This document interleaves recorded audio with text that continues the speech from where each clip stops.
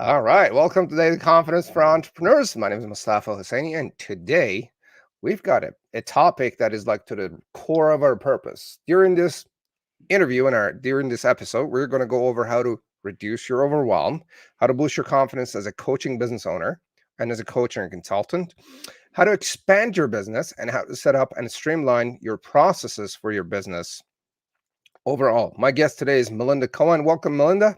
Hello there. And we're talking about how to be a confident coach. So I'm really excited about this conversation and hang out until the end of this episode. I'm going to share with you the link to download Melinda's book, The Confident Coach. You could get that for free until Monday. Let me do the proper introduction, Melinda, and then we're going to dive into a very interesting conversation. Sounds Melinda good. Cohan is a business systems expert helping coaches get over the tedious task of running their business and focus on what they love, the actual coaching of amazing clients. She has worked with thousands of startup coaches since 2004, sharing the value of strong business systems and processes. Her goal is for coaches to turn their passion into profits. And to make that possible, she created the Coaches Console software, developed the coaching business system training and coaching program, and now she has published her book, The Confident Coach. And welcome, Melinda. Thank you so much. I'm super excited to be here. Great to have you here. How's your day going so far? So far, it's going well. I mean, launching a book, it's my first book. So it's pretty darn exciting. That is exciting. And I love what you're doing there. We're going to dig right deep into it. And where do you log in from? I'm located in Virginia, Very nice. in the Blue Ridge Mountains, a beautiful southwestern part of Virginia. Very nice. So let's dive right into it. Melinda, what is your story? So so many entrepreneurs that I encounter, like they really want to be entrepreneurs. I never wanted to be an entrepreneur. I was very happy being an employee. Never wanted to have my own business. And when I got started in coaching, it's about 20 years ago now, I had started as a hobbyist, and I just fitted around my life because I loved the safety and security of my paycheck. And long story short, I got fired from that job, realized I did not want anybody else in control of my future like that, just kind of in that moment's notice. So I'm like, all right, let's do this hobby thing. I think I can make it a business.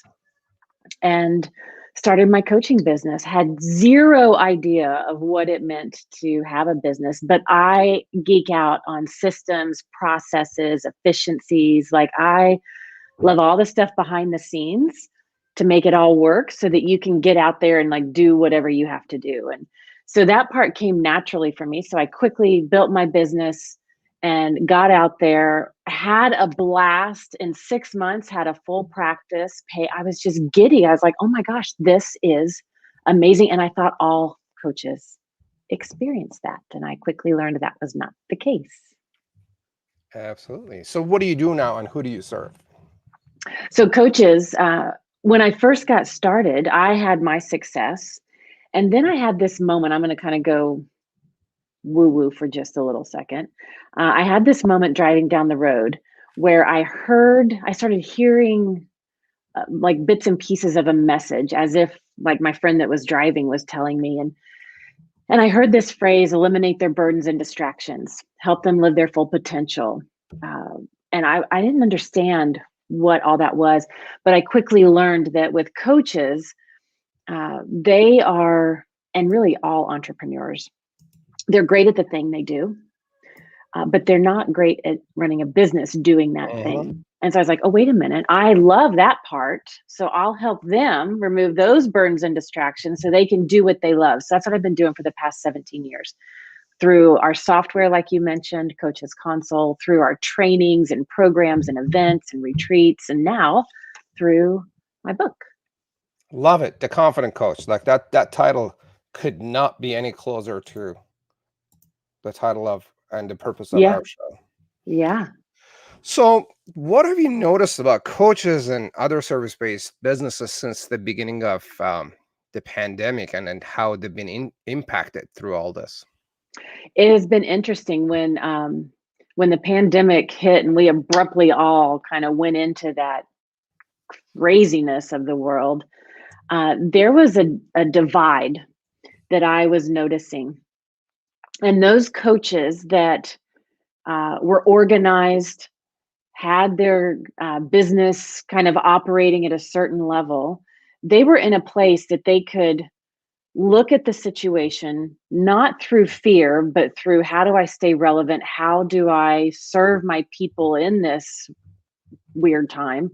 And they could take advantage of opportunities or make pivots. And then there were those that were just kind of winging it and kind of going by the seat of their pants, and they couldn't. They freaked out and they're like, ah, and they shut down, stopped. The fear got the best of them. So I noticed that kind of divide.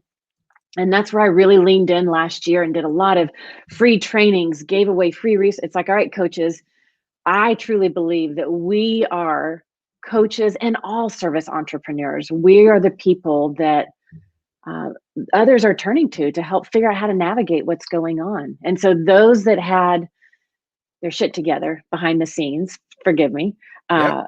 they could keep moving forward in the midst of the uncertainty, in the midst of Mhm. we don't know. And they could keep asking the question every day, how can I show up for my people? How can I serve my people? And they could make those adjustments, sometimes small adjustments, sometimes big pivots. But those were the ones that were able to maintain, and many of them thrived and had their best years ever last year, not because they were exploiting people in bad situations, but because they legitimately had the solution that people needed to help them navigate, whether it was through relationships or lost careers or, people questioning, wait, I don't want to be in that crappy career anymore. What do I want to do? And turning to coaches to help them navigate that, or just whatever area of life, they were turning to coaches and other service practitioners to equip them with what they needed. And it's still happening. It's like the pandemic just put the pedal to the metal and the gas accelerated it, and it's still going on right now. What did you notice was the difference? I mean, some people you had their stuff together and they could quickly change and pivot. Some people were like lost for they're maybe still lost. Yeah. What do you think were like the difference? What are some of the main things that you noticed? Like the people that got it, this is what they had. The people that were still lost, these are a few things that were missing. The people that got it understood, even before we went into the pandemic. I write about something in the beginning of my book that I call the results revolution. And they understood coming into like the year and a half before I really saw this as a big trend. It's about, what do I need to do as a business owner? What do I need to do as a coach to make sure I'm delivering results for my prospects and I'm delivering results for my clients? And making sure that they had those things in place, whether it was free resources or trainings or certain things in place for prospects to really strongly, deeply nurture their audience and establish that trust factor. Or once their clients hired them, how do they ensure that their clients get results? Right? It used to be, when I first started in the coaching industry, we were still really in that information age. As long as I had information, I was great and felt good about myself. And then we went into the experience age, still kind of there. It's like, well, as long as I have an awesome time while I'm learning and transforming, that's fine. Whether I get results or not, okay, whatever. But now the new buyer that's out there, they are demanding, they don't have time with everything that happened, especially with the pandemic and all the other global injustices that have been going on. They don't have time to make investments and not get results. They've got to make investments, they've got to get immediate results, and they have to experience a transformation. And those that understood that over the past year, they were able to ask, I think it's one of the most important questions that we have to ask almost every day. What are my clients, what are the challenges they're experiencing today that they weren't experiencing 3 months or 6 months ago? And the person that could ask and answer that question could then put things in place to serve their prospects and clients in dealing with that. Love it. And I'm just paraphrasing. Answer the question of what are they going through and what do they need today? Thinking about that and coming up with the solutions and answers to that question will help you understand and identify what actually is happening today, what do they need now, so you can actually serve them to the best of your abilities. Yeah, and I would tweak that. I find when we ask the question, what do they need? Sometimes we don't know that answer and that gets us stuck. Okay. But when we ask the question, what are their challenges? Mm-hmm. And just identifying the questions, the challenges, without having to figure out a solution just yet, identifying the challenges will trigger our creativity that will help us come up with solutions we may not have thought about before. Love it. And one thing I could add to that is like you can actually ask them, what are your Yeah, challenges? yeah. What are, Instead what are of you struggling? Yeah, instead of like scratching your head and trying to figure it out, ask them, what are your biggest yeah. challenges? And they could tell you. I did that in at the end of I think it was the end of April, middle of April. We had been in the pandemic maybe about a month or something like that. You know, I'm seeing people freak out. It's like, well, this is something. And so I called an emergency session with all of my clients at the time. And I was like, all right, gang, tell me, what are you struggling with today that you weren't 2 months ago or 3 months ago? Like, what's going on? And they liked it because they felt held. They felt like they had a container that they could go to. Not that we were solving problems yet, but it's like, okay, I'm not alone. And I got to hear firsthand what was running through their minds. And it was very fascinating. It was nothing like I thought it was going to be. So it was very informative. So absolutely ask them. Yeah. I hate the guesswork Yeah, myself. that's stressful. Exactly. So, confidence is obviously a very big part of running a business and being a coach or a consultant and helping people. And a lot of times, with all the difficulties that are happening, the last thing that we feel is confident. Can you touch on this, please? Yeah, usually the last thing we feel is confident. Like the number one word I hear from our people is, I just want to feel professional. And it's interesting because once they do feel professional, it's like, ooh, now I feel confident. And when I really observe them, they're putting, it's kind of a combination. They're putting their confidence in external things. And usually they're brand new in their business or they're in the early years. So they don't know what they don't know. And they equate that, the not knowing or having to research what does work and doesn't work, getting feedback and doing things differently. They equate that with not being confident. And I think confident, courageous, they're very similar. It's like, well, I can be confident and a hot mess at the same time. I may not know what's going on, but I'm committed to taking the next step. I'm committed to my cause. I'm committed to my clients. I'm committed to the work that I'm here to do so that I can help those that need what I have to offer. And when I put my attention on those I'm serving, then I can feel confident even in my uncertainty. Love it. Like, so let me ask you this. Do we need to be confident first, or does confidence Mm. comes later? That is a great question. I think confidence builds over time. I don't think we have to be confident first. I think we have to be willing first. I think that's a little distinction to make. We have to be willing to step out and attempt, try, research, get feedback, do differently, and let that be part and know that that's part of the journey. Like mistakes are going to happen, quote unquote, failures are going to happen. It's part of the learning and growing process. Our job is we want to minimize the trial and error and do it as smartly as possible, right? But we have to be willing to go out there and do it and be willing. You know, two of my superpowers are vulnerability and transparency. And the more that I can embrace vulnerability, the more I can be transparent when I know things or when I don't know things, the more confident I feel in the spot that I'm in, even if it's in an evolutionary spot in that moment. Amazing, amazing. Now, I think the next question might help and be a good next step to what I just asked. So, in your book, The Confident Coach, you talk about two critical questions to answer that helps coaches feel confident about putting themselves out there.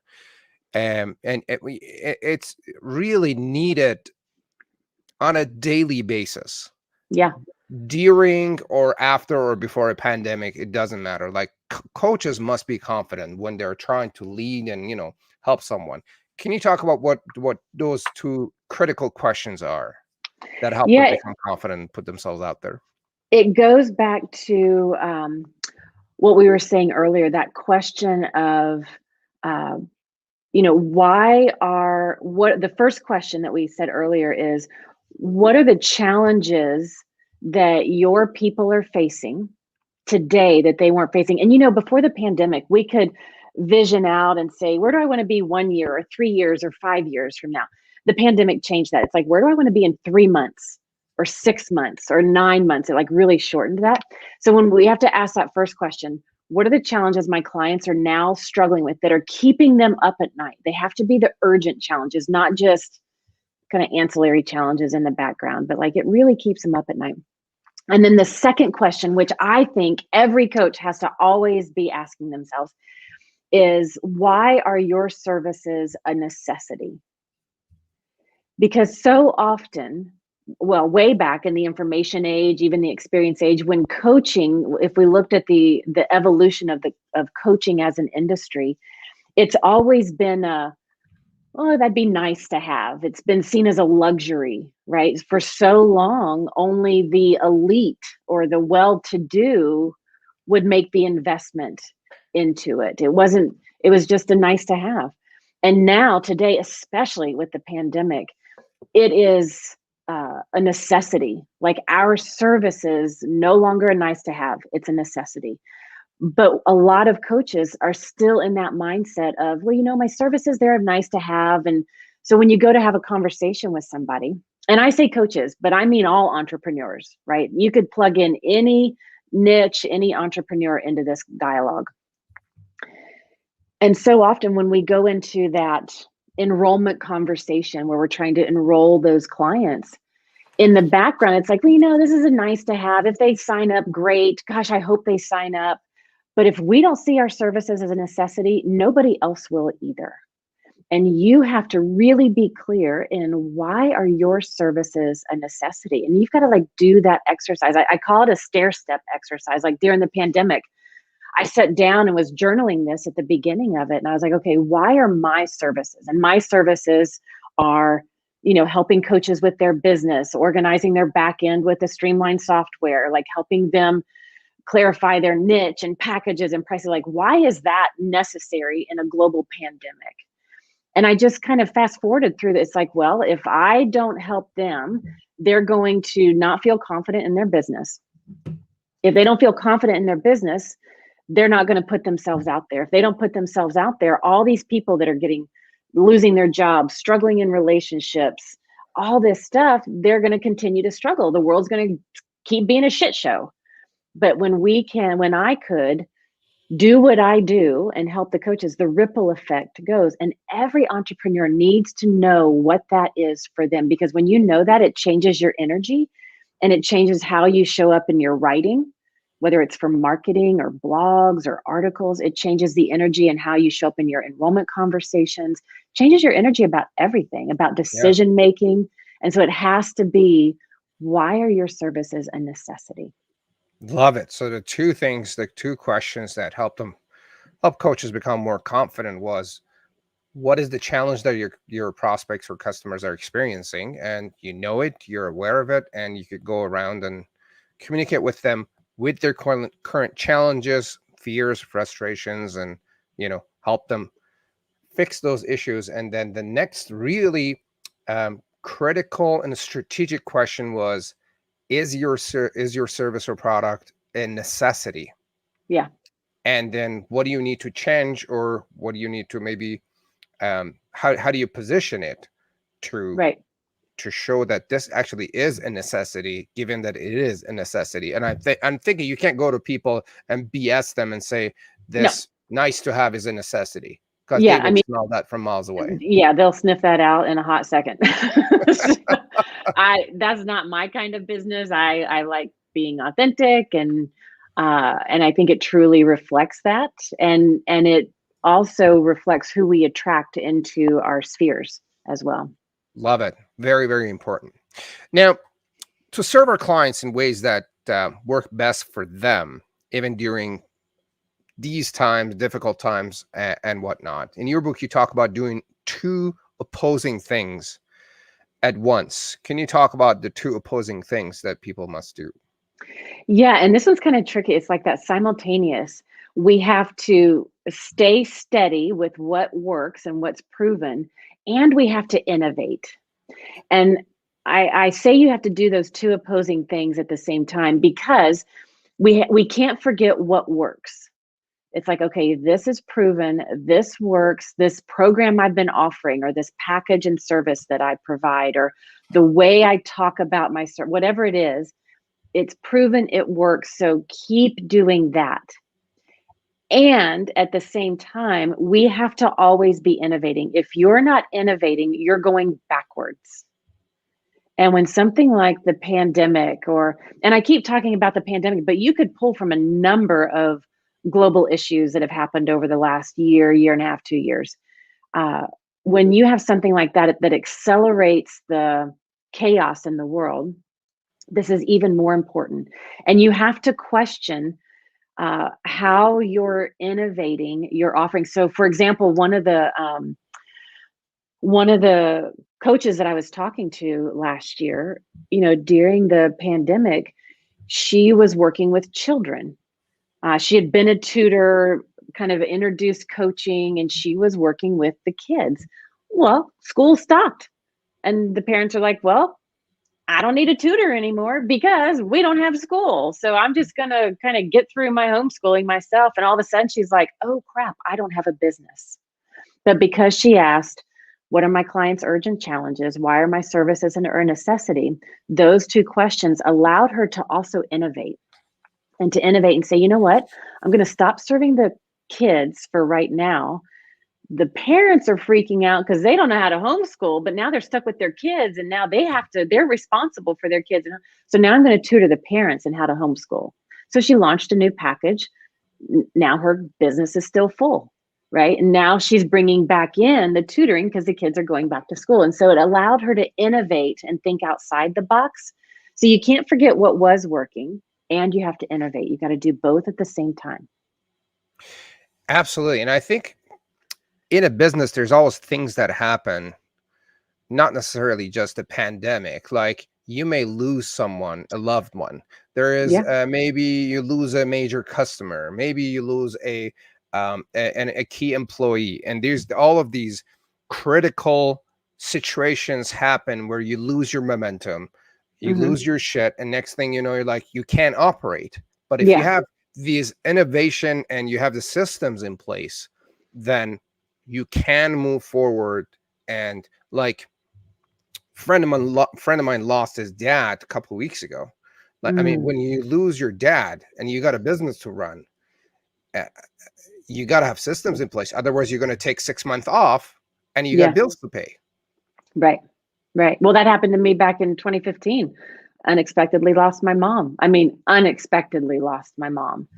And if I did not have systems in a place, and I also at the time, I've been in business at the time for 15 years. So I had established a team.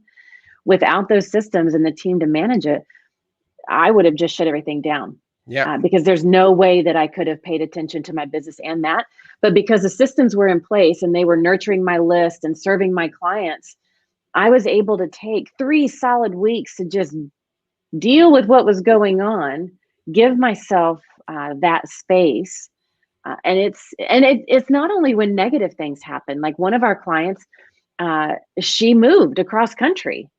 And, it took a hot month she had to focus on selling their house and then buying a house and then moving, getting her daughter into school systems, like all this stuff. So it can be positive things that happen that interrupt your life. And if you're not prepared, it pulls you out of your business and your business stops if you're not in it. Yeah. You're absolutely right. It could be maybe getting married, having a baby, buying a new house. Right. You've been growing and scaling and all of a sudden getting a whole bunch of customers. And now you're like, I can't serve all of them. You think you can, but once they come in, you're like, oh, I have a hard time delivering. Well, and that's one of the things, it's interesting you say that. It's one of the things that we see a lot is usually when entrepreneurs want to grow, often I find when they come to us, it's not because they're no longer good at the thing that they were doing, because they're still great at it. They've often invested a lot into so many different marketing programs and strategies. And still they're like, it doesn't matter what I do. I've hit this ceiling and I can't get past it. And it's because they haven't up-leveled their systems in the back end. And so the way they were doing everything, in my book, I call it the range of acceptability. How you used to do it that worked, as you grow and scale, that same thing may no longer serve you. And you've got to optimize that system, that process, so that you can scale up. Otherwise, you hit a ceiling and you're like, why can't I get past X number of clients? Why can't I break past X revenue? It's usually a systems issue. Absolutely. Absolutely. Absolutely. What are the 7 success structures that every coach must implement? I think this is such a good connecting question to what we just talked about the systems that we must have in place to be able to handle it. So what is your secret sauce to these 7 success structures that we must have? Yeah, this is I talk about this in chapter 7 in the book, and I give them all to you. And I'll tell you those in just a second. First, I want to give context is, some people, when they start their business, they're like, I want to be a 6-figure business owner. Great. That's an awesome goal. Some are like, I'm going for 7 figures. Awesome. When I started my business, I was like, look, I just want to replace my previous income. I was making $50,000 at the time. I'm like, if I make $50,000 in my own business, I'm going to be so happy. Some people, they've retired, they're doing coaching as a business, but it's fitting around their lifestyle. And so they just want a modest income that's consistent, that can support their lifestyle, but not pull away from it. So whether you want a smaller business, whatever that is, if you want consistent income, you have to have these 7 things in place. Just, the smaller you want to be, you just do them simpler. The bigger you want to scale, you just have to optimize more. It's all that is. But every business has to have these. Otherwise, it's just a hobby. And so the 7 systems, the 7 success structures that you've got to have in place behind the scenes, you have to address branding. And branding is not your business card or logo or website. I actually believe you don't need any one of those things to have a successful business, but that's a whole nother discussion. But branding is more about your messaging, understanding the challenges, the people you love to work with, what challenges they face, what results they're looking for, how your services are a necessity. What are those current challenges that are changing for your people? That's your branding. And then how do you reflect that in your messaging when you're reaching your people? So you've got to have that in place. You have to list building. Your list is your number one asset, not you, not your services. While they're awesome, and that's where the transformation happens. If you don't have a list that you can nurture relationships, communicate, invite them to make a decision to work with you, you don't have a business. Your list is your number one. So you have to have processes, systems in place behind the scenes so that can be consistent and easy, and you don't have to struggle with that or push a boulder up a hill just to find new people to talk with. Then you have converting and enrolling. You've got to convert them from being on your list to enrolling into your services, packages, or offering. Exquisite client support. So branding, list building, converting, enrolling, supporting your clients, helping them get those results, getting referrals from those people that have worked with you or your strategic referral partners, because it's the number one way to build a service-based business. And then leveraging. And this one, depending on how big you want to grow or the degree you want your impact to reach, you may or may not do much. Leveraging is going from one-to-one to one-to-many. How do you leverage your time? How do you leverage your content? How do you leverage your resources so you can free up your time while working with more people and making more money? So those that really want to have a big impact and movement will do a lot with leveraging. Some people are like, no, I'm good. I just want some one-on-one clients, and that's what I want my business to look like, and that's fine too. But those are the 7 success structures, and you've got to have that organized behind your scene. You can't wing it. You can't fly by the seat of your pants. If you do, you're going to really hit a cap at 5, 6 clients, maybe 10 at max. And if that's fine for you, I would just be careful, because fine becomes the enemy of success. Love it. So here are a few things that you talked about. Branding. And I love the fact that you talked about you don't need a logo or a website to do branding. My favorite is, like I always say, my favorite companies are like multi 7, 8, 9, 10 figure companies that are hidden with no website, no logo, no nothing, but they own half the world. Yeah, you don't. It becomes a tangible excuse that keeps us stuck and prevents us. Like, it's a really interesting, it's a dangerous situation, because when you start working and you spend 3, 5, 6 months on a website and all these iterations, you're like, well, I'm doing the things I'm supposed to be doing, so go me. It's like, no, you're actually wasting time. But okay, we'll get to other stuff in a minute. Absolutely. Like, my favorite person that I always bring up as an example is Warren Buffett. If you check the website for Berkshire Hathaway, it looks like a freaking Word document. There is no graphics. It's just a bunch of text.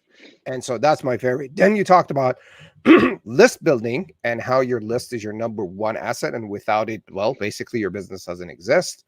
Then we talked about converting and enrolling. Like, how do you actually step by step take your list members and your contacts from your list into a paid customer?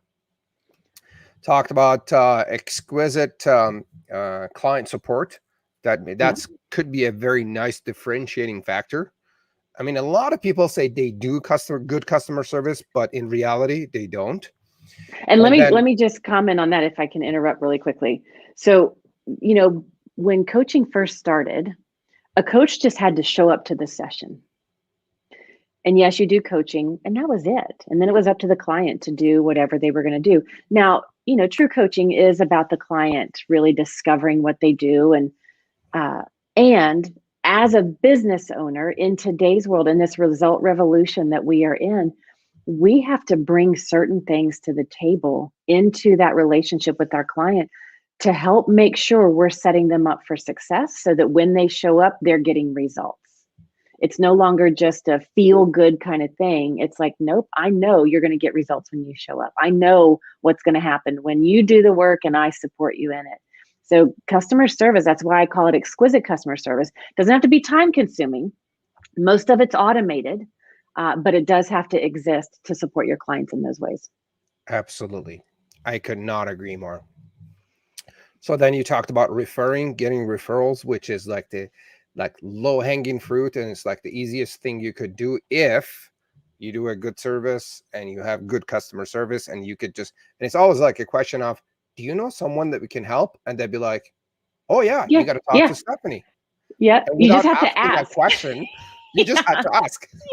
Yeah. And that's one of the things that we teach in this system. I talk about it in the book, and we go into it in our program.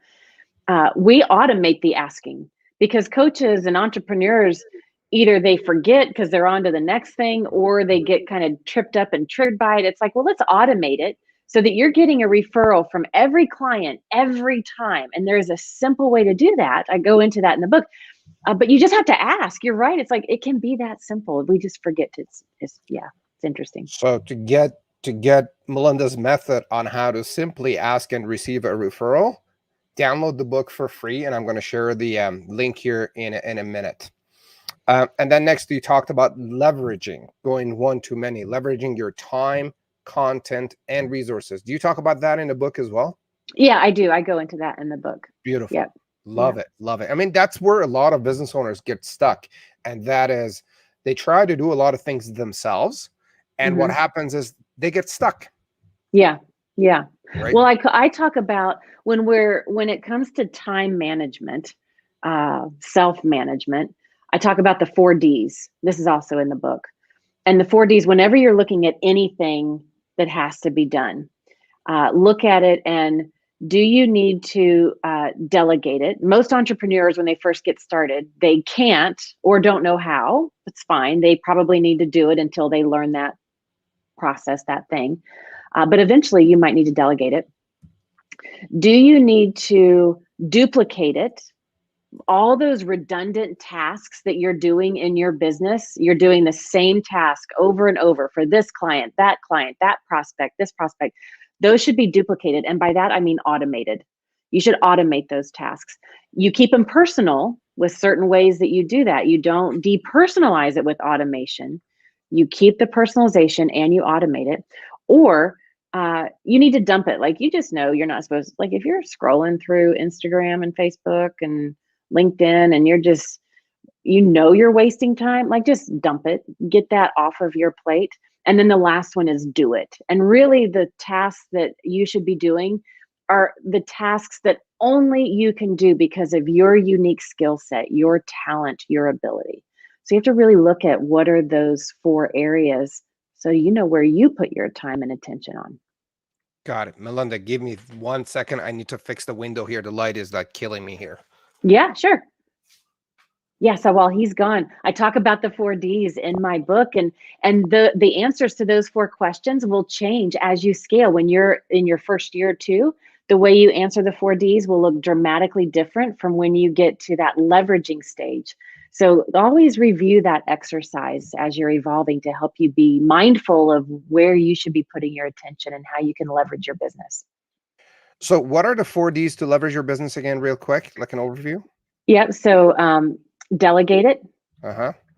duplicate it, and Mm-hmm. that means automate. Duplicate means automate. Mm-hmm. Dump it. It's a Dump time it. suck, time waster, and just do it. Those are the 4. Do it. Love it. Delegate, duplicate, dump it. Just freaking do it. Yeah. So you touched on an important thing, and that is people scrolling on Instagram and social media. Yeah. Do you have a tip for people that waste hours upon hours on social media, clicking, liking, and doing useless stuff, on how to stop that? Well, I can tell you what I did and what I do. First of all, I think it's important as a coach. I always want to know what's behind the pattern, because you can't often change the action unless you change the Hmm. pattern that's underlying it, right? So I first had to be like, why am I spending all this time just mindlessly scrolling, commenting, liking, sharing, like what? And when I got truthful with myself, it's what I alluded to earlier. It's, well, I feel busy because I'm not really sure what I should be doing. So this feels like busy. So I feel productive and I can pat myself on the back, and but it's not effective or useful. Right. And so when I got clear on that, it's like, okay, I feel busy. And it's like, oh, the real issue is getting clear on what I need to do when I sit down to my desk. So let's solve that first. And then that pattern will begin to dissipate. So that was the first thing I had to do. And then the second thing, I had to put time parameters. It's like, you know what? I'm going to spend X amount of time in the morning, and then I'm going to spend X amount of time in the afternoon. And whatever I can do in that time. And in the beginning, I actually had to set my alarm on my phone so that it had a ding. And I was like, oh, wait, I'm done. Okay, let's move on. And I just had to train myself. So it's like, okay, I'm intentional. I'm only giving it this amount of time. Whatever I can get done, I'm doing. After that, I'm moving on. I And just that's had how a I did funny, dumb solution. And that is, if you train your dog to bite it. you every time you pick up your phone and you're on Instagram. You can do that too. You Yep. won't do that much longer. Just to break the pattern, There's that option. you know. But I love it. It's like finding the underlying why behind what we're doing that. Maybe we're Yeah. looking for attention. Maybe we think we're cool by liking and sharing useless stuff, Yeah. and at the end of the day, what like you said it perfectly, finding the why behind it Hmm. helps you identify and fix the problem. Yeah. Because if we just I mean, if I set up an alarm to just say, all right, ding, go off. All right, get off Instagram, Mustafa. And then 30 seconds later, I'm in there and I'm still doing the same thing. So And you don't even realize it. You're like, oh I shit, don't even know. how'd this happen? Right. Yeah, Like I get a weekly reminder on how much time I spend on my phone. exactly. It's Yeah. embarrassing. You know, the other exercise I did, totally off topic, but I went in and I don't have it now because we're in the middle of our launch. So my whole team is dinging me on all kinds of things. But I went in and you know all those red dots that are the notifications on all of our apps that it's like you've got 3 messages here and I went in and I turned off all the badges Yep. so that I never saw those red circles. And then in my calendar, I'm like, okay, I'm going in and I'm checking stuff here and I'm checking stuff at this time. And then I would go into those apps and I would catch up or respond. And I did that for a month and it was one of the most freeing things I've experienced. So now I turn those back on when, like right now, we're in a launch and there's a ton of activity going and people need stuff in real time. And so now they're on, but that's an interesting exercise. Absolutely. Yeah. Yeah. That's a great thing. I turned off all notifications for email, Yeah. everything. Yeah. My phone is on silent most of the time. And when the phone rings, I don't want to be bothered.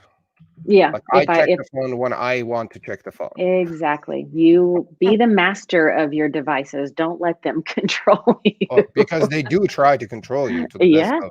They spent billions of dollars on figuring out how to control you. Yeah.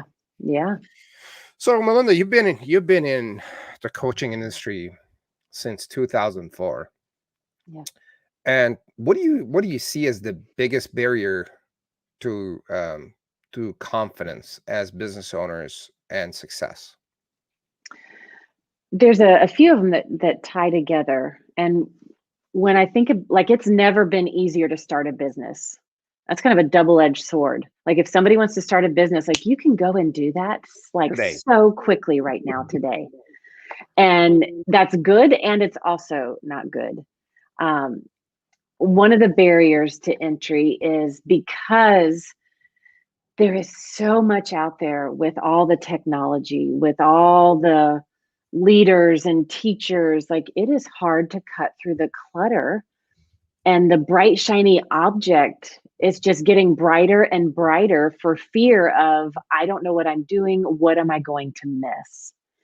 And so while it's never been easier to start a business, I have always been one that likes to learn from somebody who's farther down the same path that I am. It's like, okay, I don't like trial and error. It's too expensive. It's not fun. I don't enjoy it. So I love where you are. I want to get there. How'd you get there? Tell me. I'm going to learn from you and then make it my own along the way. And I think that's just an amazing way to build a business, to leverage on those that have come before, learn from their mistakes, and still make it your own, but you do it from a place of leveraged learning. You're not just blindly starting from scratch or reinventing the wheel. And so that's a barrier is when there's this mindset that entrepreneurs get into if they don't, it's a villain that creeps up that says, I have to know everything right out of the gate, or I call it fraudulent Frank, that villain. It's like, who am I? Right. And doctors, I mean, they go for years studying and learning their trade before they go out and practice it. And entrepreneurs think, well, I'm a month into it. I should know everything about being a business. And so we have to have some compassion for ourselves.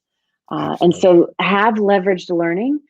And it's one of the reasons, 17 years ago, we created that technology because I think it's insane. Entrepreneurs are usually the creative type. They're not the logistical, detailed systems process type. And so they usually don't like technology. And so that's why we built the Coaches Console to have one technology that does what you need behind the scenes instead of you having to go out and figure 8, 9, 10 technologies, learn them, manage them, pay for them, work them. And so how can you simplify your journey when you're getting started? Absolutely. I love the way you put it together. And the getting stuck in the do it myself mindset Yeah. without learning from someone that is already doing it. Because, Yeah. like you said, it takes so much more time, money, energy, resources, brain power. And like, if Melinda knows how to do something and she has taken 20 years to get there, it's going to probably take me 20 years to learn and be where she is at, where she could probably teach that to me within a year or two, Yeah. right? Yeah. Yep. Or even Yeah. less. Or less, actually. And Right. if you imagine how much time and money and frustration and learning has gone into putting the pieces together, and you could just go up to a coach or a consultant or someone that is already doing it, like a mentor or of some sort, and say, would you be open to show me how this is done? Yeah. And they would just show you. Yeah. So love it. Love it. Love it. Melinda, tell us about your book, please. What's happening this week? So this book has been 11 years of a desire. I've attempted to write it twice and failed in those attempts. I just got so overwhelmed. It was like the fire hydrant, just like, how can everything that I know, how can I get it out to these people? And uh, this year was the year. It just clicked at the beginning of the year, wrote the book in less than 9 months, written, edited, and now it's out there. And so yesterday was the birthday of it. And to celebrate that, we are giving it away for free for 4 days. So you have until Monday to get that version. And I just want, like I said, I believe that coaches, and even though it says the confident coach, you could put entrepreneur. It just wasn't a nice alliteration, so I called it the confident coach. Love But it. you could put the confident entrepreneur, any service-based entrepreneur, practitioner. What is in here works for any of those businesses. And so we're putting it out there because I truly believe that we are the leaders that people are turning to right now. I mean, when we came into the pandemic, we all kind of hit that wall at the same time and had to figure that out quick. Now that we're trying to get out of the pandemic, everybody's doing it at different paces. Some countries are open, some countries aren't. Some organizations are requiring this, some aren't. Some schools are doing certain things. Some families, people have different paces and ways and things are comfortable, which makes it even more wild and unpredictable and even more chaotic. And so having the guidance from us is what's required. And so I hope that when you get your hands on this book, you have that stuff that you need to feel confident in the back end so that you have that sexy back end working for you so you can feel confident putting yourself out there and doing the work that you need to be doing that people are looking for right now.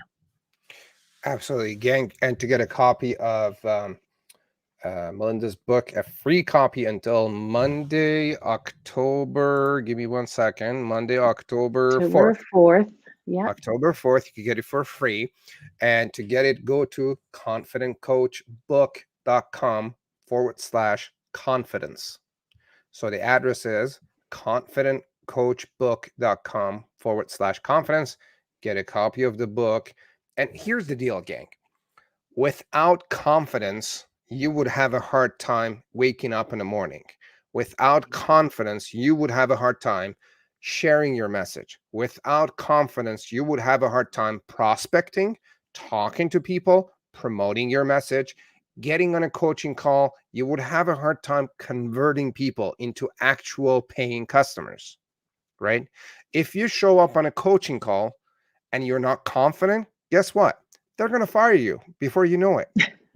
Like, Yeah. they're like, well, this person is not confident in what they're offering and what they're trying to get me to do, and they're actually make me insecure about who I am. I need to Yeah. get out of here, Yeah. right? So Yeah. it's essential. You've got to be a confident coach.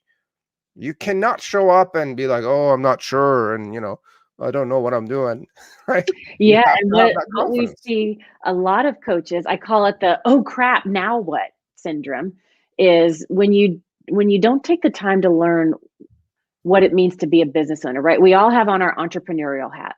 We're all talented at the thing we love. That comes naturally. But if we don't take that off and put on the hat of the business owner and say, what systems do I need in my place to help me find and get my clients and support them on a regular basis, then we're in that, oh crap, now what? Like somebody signs up, it's like, oh my God, now what do I do? And now you got to make shit up behind the scenes. You got to scramble. And now you're probably just kind of throwing something together, which is going to make it a scrambling energy to your clients. Mhm. Probably going to overwhelm them because it's not simple and streamlined. The more you overwhelm them, the more they don't show up, the more they change their mind and not work with you, like you said, Mustafa. And so that when we're missing stuff behind the scenes and when we're in that oh crap reactionary mode, we can't be confident. You Mhm. can't be reactionary and confident at the same time. When you have stuff organized behind the scenes to support you, now you can be proactive. That's where professionalism happens. That's where credibility happens. That's where confidence exists. You can still be in the early stages. You can still be new. You can still be growing and developing, but you have to be proactive in doing it, not reactionary. Absolutely. Love it, love it, love it. So again, go to confidentcoachbook.com/confidence to get a copy of the book. Now, let me ask you some personal questions, if that's okay. Sure. What's a new thing you have tried recently? A new thing that I've Yeah. tried. Ooh, a new thing. Uh, oh my gosh. Well, this is an Could be interesting, anything, life, personal, business, yeah, food. whoa, nothing's coming to my mind. A new thing. Usually, my husband and I do a lot of traveling and skiing. And so we did none of that this last year. We just stayed at home all the time. We're usually out and I mean, I'm an introvert, but so is my husband, but we love being out and doing stuff. But for the last year, we're like, nope, we're just going to be happy little introverts in our home. So that has been fun, just being here and not being engaged in all these activities or going on all these trips and all that. It's been It could be really a nice. small thing, maybe a book, maybe a food, maybe you change something about business or life or at home or Well, the new thing is my book, writing a book and launching a book. Never done there you that go. before. So We're that's right in the middle of it. We can't see it. right. Yeah, it's happening. Isn't that the case most of the time? Yeah, true. It's Oh like, my oh yeah, goodness. this book. It's a new thing. So, speaking of books, what are your top 2 or 3 favorite books that Ooh. maybe you have recommended most of the time or you have made a massive change in your life? Yeah. So, one book that I absolutely loved when I first started, I still love it. When I first started my business, because I'm a systems geek, is The E Myth by Michael Okay. Gerber. Love that book. Just the idea of just because you're good at something doesn't mean you'll be good at running a business. So you got to pay Mhm. attention. I mean, that was, I could talk about that one all day. So that's one of my favorite books. Another book that just came out earlier this year, by one of my good friends, is called Risk Forward. Victoria Labalme. That book is amazing. So it's a new book in my library, but I've known her for years, so I've been around the concept and have been experiencing it, not in book form, but in friendship, relationship, colleague form. So that's another great book. Uh, and then what's another? Um, Well, the other book that I'm reading right now, I'm rereading it, so I'll share that one, Sure. is Sacred Success, by Sacred another success? Sacred Success by Barbara Stanny. Well, Barbara Stanny Husson. Um, I read it, gosh, probably 5 years ago, maybe. And I just started rereading it again. It's just like another evolution in where I am in my business and my life. And it's like, what does success mean to me now? Because it's different from what it was when I read it 5 years ago. And so just revisiting that question. Love it. What is one advice that made a massive change in your life or business? Well, I'll share the first thing that just jumped in my head. When I started with my first coach, Kate, who then became my business partner in Coach's Console, um, she said, "Oh, what piece do I want to share with you?" Uh, she told me it's kind of a two-parter. As an entrepreneur, because like I said, I've never been an entrepreneur. I didn't really want to. I was like, how do you start a business? And one of the things that she taught me was, even though you're going to be working from home, right? At the time, I just had a tiny little table on the side of my living room, and that was called my office. And she said, even though you're going to be working from home, you still set your hours and you still get dressed to go to work. And I was like, what? She's like, just as if you were having to go to a job, you wake up, you get ready, and you say, I start my day at this time, I end my day at this time. Of course, there's flexibility, but you have those working hours and you get dressed. Even though you're just walking from one room to another in your house, you still get dressed to go to work.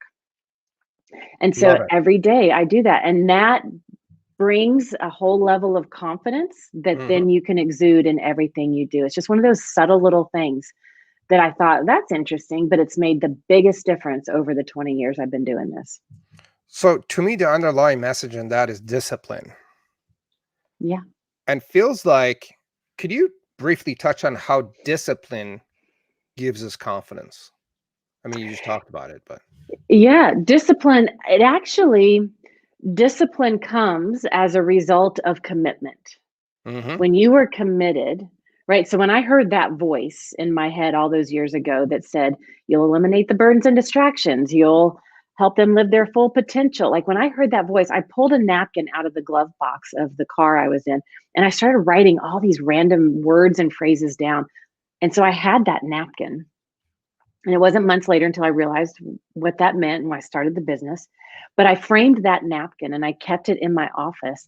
So every time I walked to where my office was in my house, I saw that. And that was just in that day, I made the commitment. Here's what I'm committed to. And from that spawned discipline. What do I need to do to make sure I can be effective today, have fun today in honor of that commitment? And so Beautiful. then at all levels, whether it was something as silly as set your hours, get dressed to go to work, or is it mindset issue, or is it understanding um, how to talk about things in my business, or is it taking that big gulp and doing my first webinar and being like, I am going to screw this up. I am quite sure of that. But here we go anyway. Let's Let's do do this. it. And so it's the commitment that leads to the discipline. But as an entrepreneur, it's that discipline that will either have you loving your boss or hating your boss, which of course is yourself, right? And it's that discipline that helps you create the structure that breeds freedom. And a Mhm. lot of times entrepreneurs, when I start talking about structures and systems and processes, they're like, no, no, no, no, no, do not put me in a box. Do not confine me. It's why I left my corporate job. It's like, well, no, no, you don't have to be confined by them, but you do have to leverage systems and structure to breed the freedom that you want. And that's where discipline comes in at all levels. Absolutely. I don't know who said this, but there's a saying that discipline brings freedom. Yeah. It From sounds and looks pretty limiting, but it actually brings freedom. yeah. And it's just a little bit, it's understanding that the structure and the freedom, the organization that you need in place. Otherwise, you're reinventing the wheel. Otherwise, you're flying by the seat of your pants. Otherwise, you're uncertain, doubt. And that's when that door creaks open and all those villains can rush in and it just sabotages your confidence in a hot second. Love it. Love it. What advice would you give your 20-year-old self? Ooh, my 20-year-old self. Well, my 20-year-old self never wanted her own business or her own job. She was very no way. Uh, my I would tell my 20-year-old self, um, let your light shine. Don't be afraid to let your light shine. It's not as scary as you think it is. Were you like reserved and I you're was, not? I kept myself invisible for a long time. Uh, I hid behind perfectionism for a long time so that if things were perfect, people really didn't notice me. They just kind of glossed over. And so I was hidden, reserved, quiet. My fireworks were on the inside. And so it's taken me a lot to really be visible and put myself out there. There's nothing better than having your own business to do to do that. But let your light shine because Love it's it. not as scary as you think. Love it. Now, my last question, Melinda, if you had a Facebook ad or a Google ad or an ad that everyone on the planet could see, what would your message be for the people?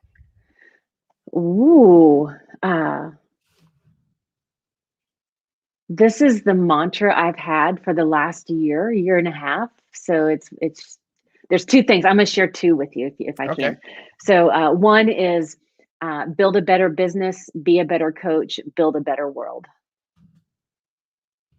Build a Because better it business, be a better coach, be a yeah, be a better and build a coach better world. and build a better world. When you've got that confident business behind you, you can bring all of you to the work you do. And in that, your ripple effect will be massive and you'll build a better world. So that's the first one. And then the other one, on a more personal nature, at the root of all of it, love yourself. What's the story behind that? The more that you can love yourself in your awesomeness, in your messiness, in the times you fall down, in the times you triumph, and in everything in between, you have massive compassion for yourself.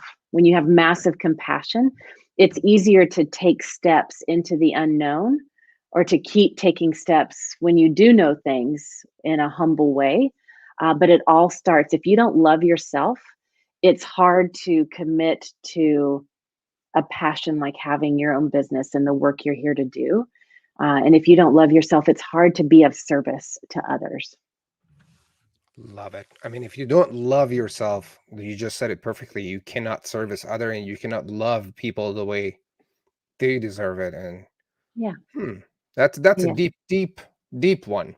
Yeah. My mom gave me this plaque early in my business, and it says, it's a rare person who can take care of hearts while taking care of business. And I think those things go hand in hand. And I believe the root of all of that is love yourself. Amazing. Melinda, this has been an absolutely amazing conversation. Yeah. Thank I feel you. like we could go on for hours and hours and talk more about business and life and, personal topics that you're interested in. Is there anything that you would like to share that we didn't talk about before we wrap up? Um, do the work. We don't have time to mess around. Do what's necessary to get yourself organized so you can feel confident in putting yourself out there. And by the way, when you go to confidentcoachbook.com/confidence, not only will you get a copy of the book for free in the next few days, but I also have other resources: the Coaching Business Roadmap to Success, getting more referrals in the next 15 days. I love providing value to equip you on your journey. And so we've got other resources that are coming for you as well. Absolutely. And for what I know, in the book, there's way more than just the book. There's a lot of resources that they get once they Yeah. get the book, and they get to tap into a lot of more resources there as well. Um, Melinda, thank you very much for sharing your knowledge and wisdom and sharing your book for free until Monday. Gang, if you're watching or listening, go to confidencecoachbook.com/confidence. The link is in the description of the show, and it is in the comments on social media. So make sure to grab that. If you know a coach, a consultant, or a business owner that could use a bit of confidence, please share this episode with them. Maybe tag them as a comment on whichever channel you're watching. If you have any questions for me or Melinda, pop them in a comment on whichever channel that you're on, and we'll get back to you. What else? And please make sure, as usual, like the show, subscribe, and by liking, you help us spread the message to more people that need confidence in their business, in their coaching practice, and or personally. Thank you for joining us. This was a wonderful episode. I really enjoyed it, Melinda. So thank you again. And Thank you again, so much. as usual, if you have any questions, please do reach out, and we'll go from there. Have a great day. Bye now. Bye, everybody. Bye-bye.